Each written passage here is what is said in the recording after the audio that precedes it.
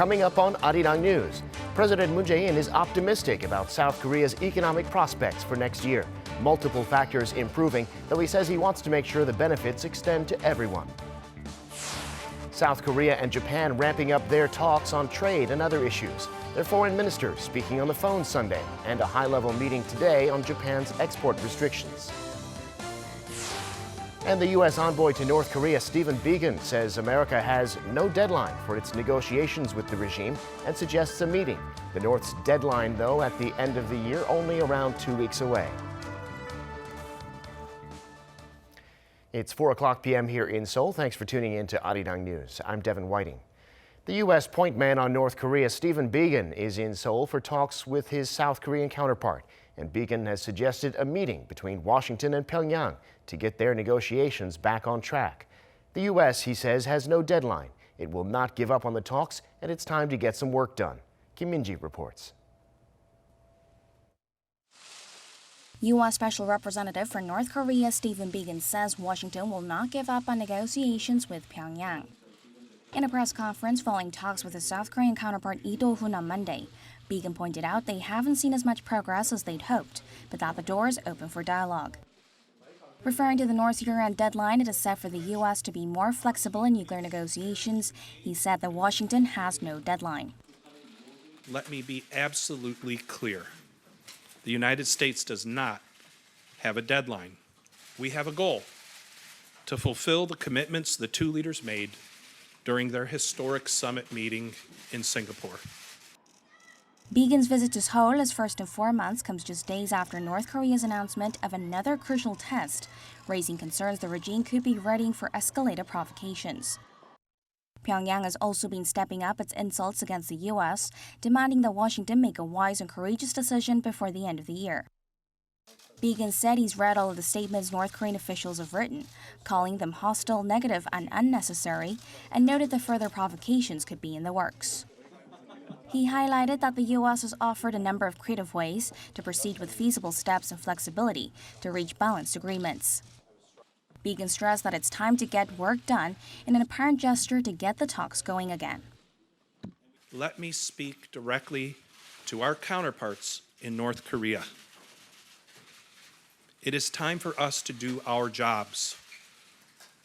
Let's get this done. We are here, and you know how to reach us. We are fully aware of the strong potential for North Korea to conduct a major provocation in the days ahead. To say the least, such an action will be most unhelpful in achieving a lasting peace on the Korean Peninsula. But it does not have to be this way. It is not yet too late. We and the North Koreans have within our hands the ability to choose a better path. Eyes are on whether Biegun will meet with North Korean officials at the inter-Korean border village of Panmunjom during his trip to try and diffuse escalating tensions and get the talks back on track. Biegun also met with President Moon Jae-in. Moon called for continued efforts to advance the peace process, to which Biegun said that Washington is unchanged in its stance of wanting denuclearization and lasting peace on the peninsula through dialogue and negotiations. It's the second time the two have met for talks, with the last discussion held ahead of the Inter-Korean Summit in Pyongyang in September last year. Kim Min-ji, Arirang News. Meanwhile, the U.S. says it's trying hard to negotiate with North Korea to resume the denuclearization talks, while also making it clear it'll respond strongly if the regime conducts further nuclear tests or launches intercontinental ballistic missiles. Speaking at the Council on Foreign Relations in New York on Friday, U.S. Defense Secretary Mark Esper said he believes the U.S. will be, quote, tested soon on bringing North Korea back to the negotiating table to discuss its nuclear weapons program. And according to the Associated Press, Esper also talked about plans to talk with U.S. allies about deploying mid-range missiles in Asia and Europe, after saying that the U.S. had launched a missile with a target range of more than 500 kilometers from Vandenberg Air Force Base. And with the clock ticking down to North Korea's unilateral end-of-the-year deadline, the regime looks set to hold a major gathering of its ruling party in the coming days. Experts think that meeting could yield a major decision. Kim Yo-sun reports. South Korean experts have their eyes focused on North Korea as the regime is likely to hold a plenary meeting of the ruling party Central Committee, where it could unveil the quote new path its leader Kim Jong-un has suggested. Such a gathering is aimed at determining the party's core policy directions. Researchers at South Korea's Institute for National Security Strategy estimate the meeting is likely to be held around Christmas Eve. The North announced this month that it plans to hold the fifth plenary meeting of the 7th Central Committee of the ruling Workers' Party of Korea in the latter part of December. The regime said the meeting intends to discuss and decide crucial issues in line with the needs of the development of the Korean Revolution and the changing situations at home and abroad. Some analysts also forecast Pyongyang could test intercontinental ballistic missiles, considering the fact that it's unprecedented for the regime to convene such a meeting at the end of the year. During the plenary meeting held in April last year, the regime declared an end to the two-track course of economic and nuclear development, calling for renewed determinations to build a socialist economy. It's left to be seen what message the regime will present, especially as Kim Jong-un announced in his 2019 New Year's speech that the regime could come up with a new method of calculation by the end of the year if the U.S. maintains its sanctions and pressure on the North. Kim Hyo-sun, Arirang News. In other news, the South Korean film Parasite has conquered this year's Chicago Film Critics Association Awards, winning 4 awards there. And with praise from several critics associations, expectations are rising that Parasite could be nominated for an Oscar. Choi Jung-yoon reports. After getting international recognition at Cannes in May, Parasite has also been picking up awards in the U.S. The South Korean film dominated this year's Chicago Film Critics Association Awards, scooping 4 awards over the weekend. The association picked Parasite as a winner for Best Picture, Best Director, Best Original Screenplay, and Best Foreign Language Film. It beat Quentin Tarantino's Once Upon a Time in Hollywood, which only won 2 awards. These are the latest in a number of awards that Parasite has won in North America, including the Best Film Prize given by the LA Film Critics Association and other awards by the National Society of Film Critics and the Toronto Film Critics Association. With its cinematic quality and value acknowledged by critics, all eyes are now on whether the movie will make history as the first South Korean submission to be nominated for the Best International Feature Film Oscar. Despite a booming film industry that has produced international success, no South Korean film has made the cut at the Oscars. The final nominees for the 92nd Academy Awards will be announced at 5 a.m. Monday local time or 10 p.m. Korea time. Parasite has already made history by recently becoming the first ever South Korean film to be included in the final list of nominations for 3 Golden Globes: Best Foreign Language Film, Best Director, and Best Screenplay. Choi Jung-yoon, Arirang News.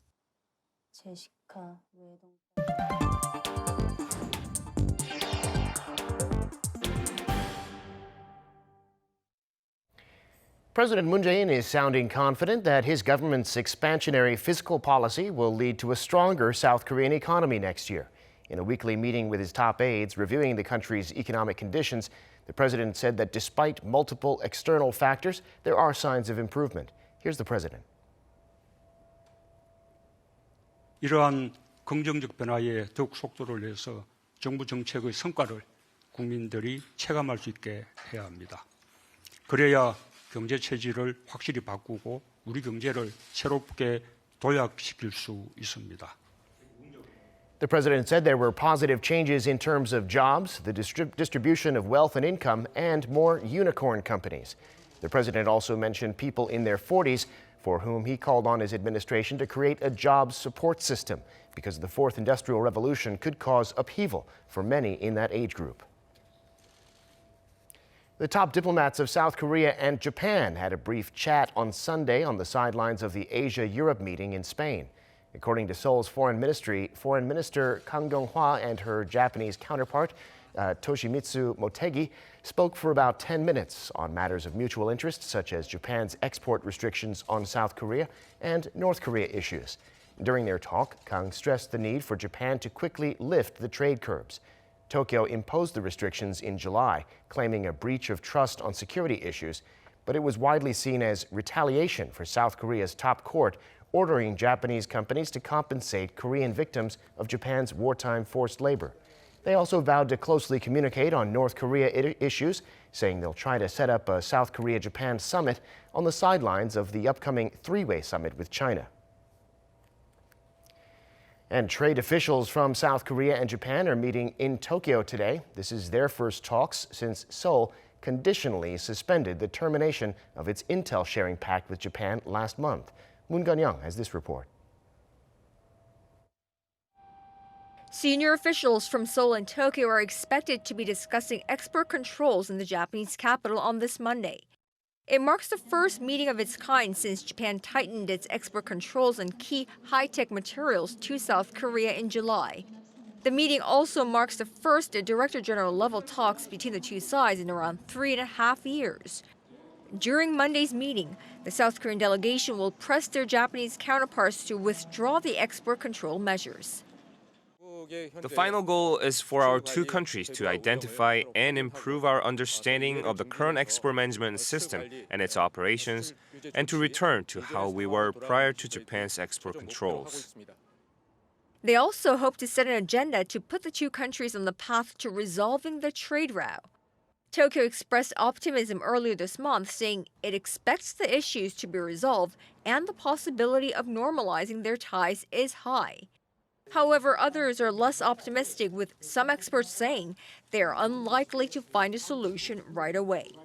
However, they point out that it's still significant that the two countries are starting a dialogue. With President Moon Jae-in and Japanese Prime Minister Shinzo Abe set to meet in China later this month, hopes are rising that the two neighbors will finally reach a deal to draw a line under their months-long trade row and start repairing their frayed ties. Moon Gun-young, Arirang News. The world's two largest economies reached a Phase 1 trade deal last Friday, but there's still concerns about what exactly is in it. In any case, a top U.S. negotiator insists the pact with China is, quote, totally done and only needs the required signatures to take effect early next month. Kan Hyung-woo reports. U.S. Trade Representative Robert Lighthizer says the Phase 1 trade deal reached last Friday between Washington and Beijing is totally done. His comments came in response to concerns over the deal's gray areas. Speaking with American broadcaster CBS on Sunday, Lighthizer said there's a translation period and there are, quote, scrubs, but the agreement itself is set. The U.S. Trade Representative added a date and location for senior officials from Washington and Beijing to formally sign the deal has yet to be confirmed, but he expects it to happen in early January.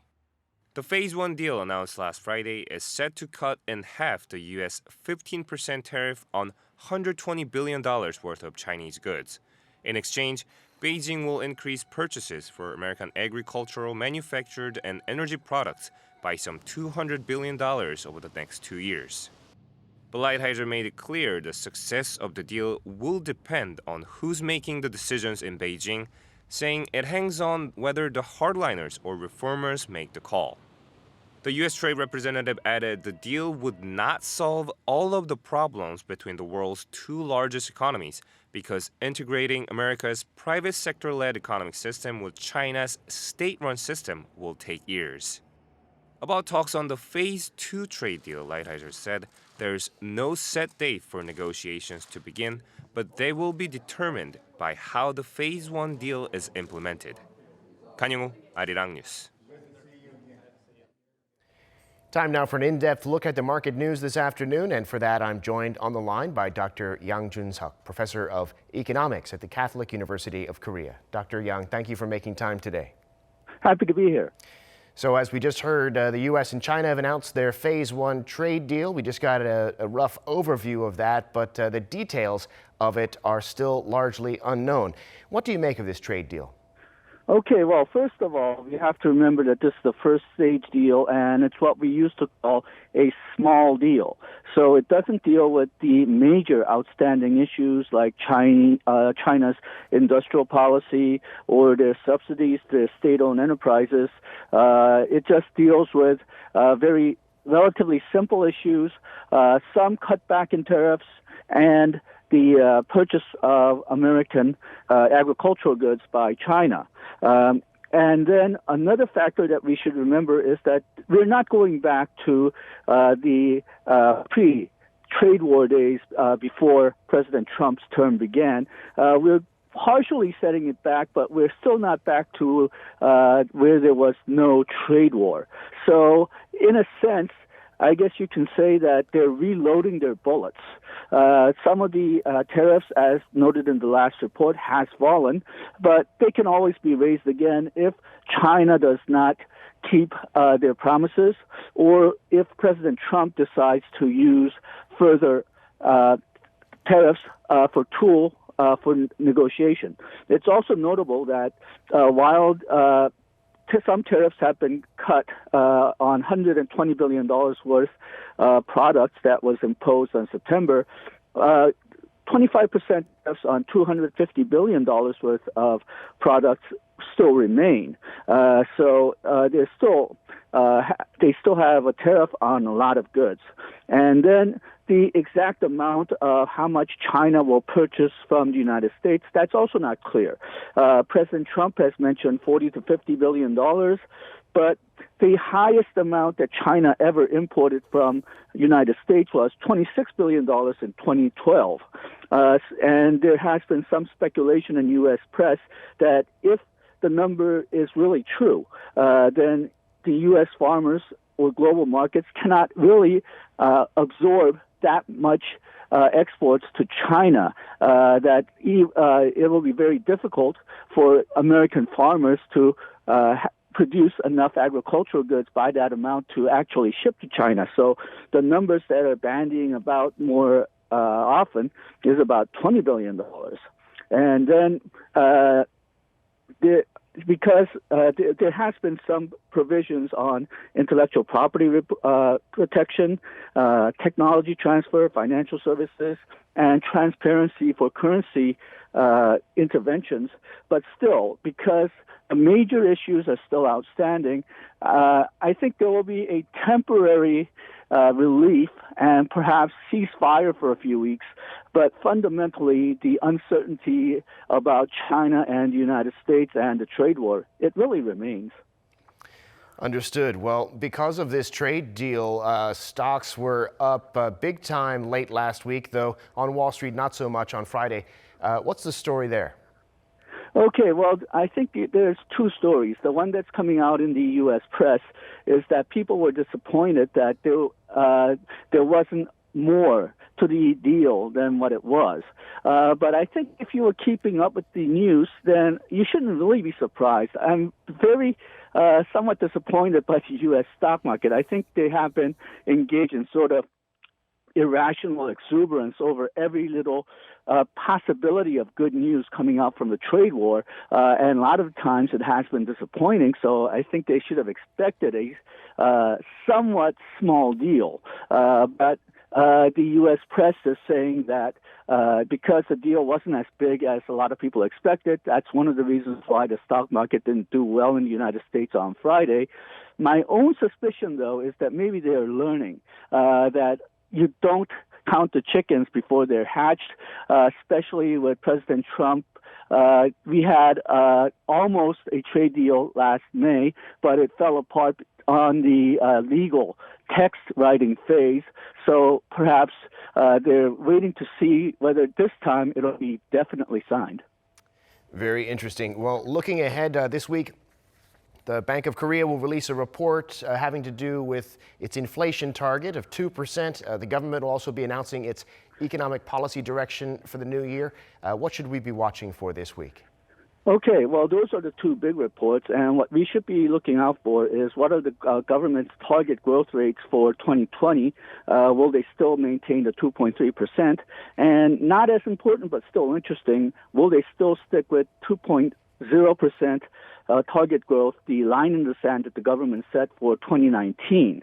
And then on the price report, inflation report, will there be any lingering traces of possible deflation? I think that's the biggest factors that we're going to see, we need to worry about. And then some other statistics that are coming out, the corporate financial analysis and the report from the last Monetary Policy Commission meeting are coming out tomorrow from Bank of Korea.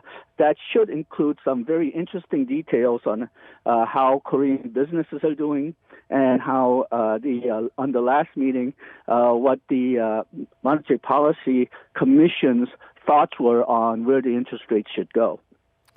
All right, Dr. Young, we'll have to get into all of that next time. Thanks so much for coming on. We appreciate it.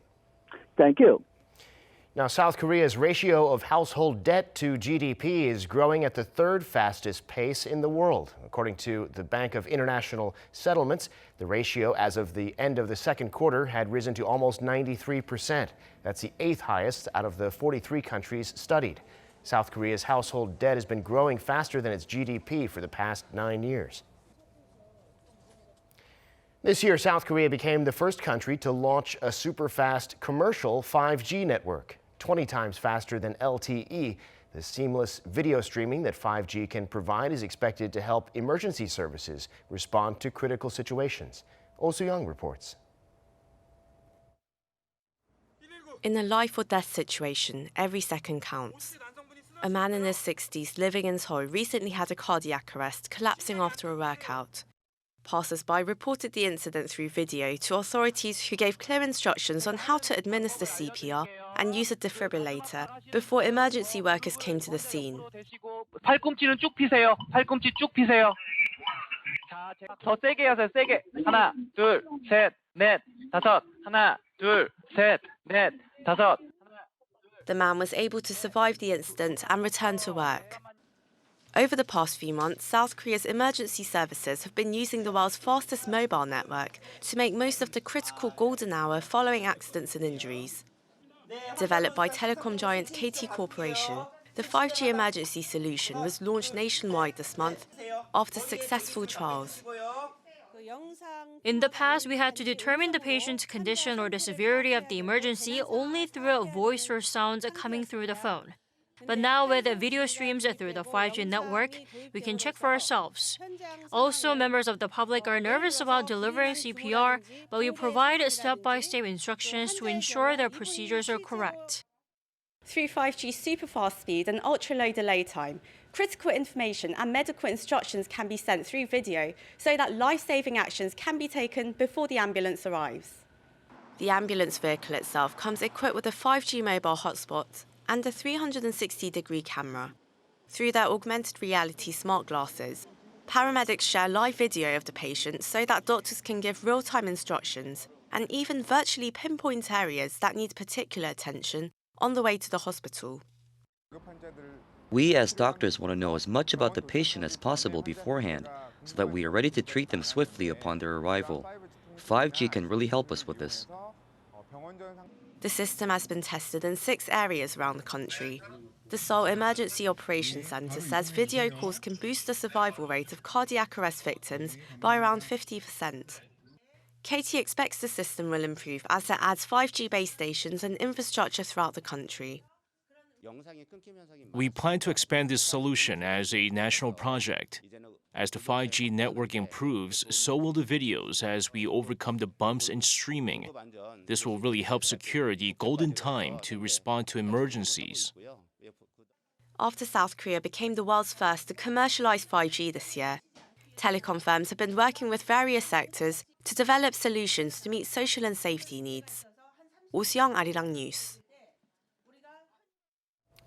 The South Korean government says it will work to improve roads that are especially vulnerable to so-called black ice, which is almost invisible and therefore extremely dangerous. Following a massive traffic accident that happened Saturday on a highway in the country's southeast, the Transportation Ministry said Sunday that it will do all it can to prevent similar accidents from happening again.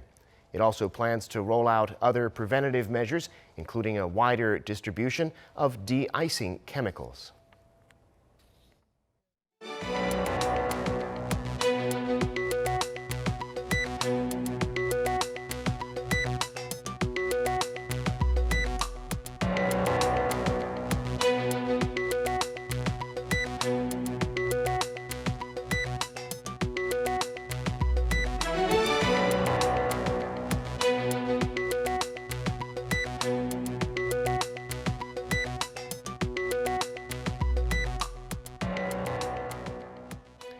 And that brings us to the end of this newscast. Thank you for watching. More live news coming your way at 7 p.m. Korea time.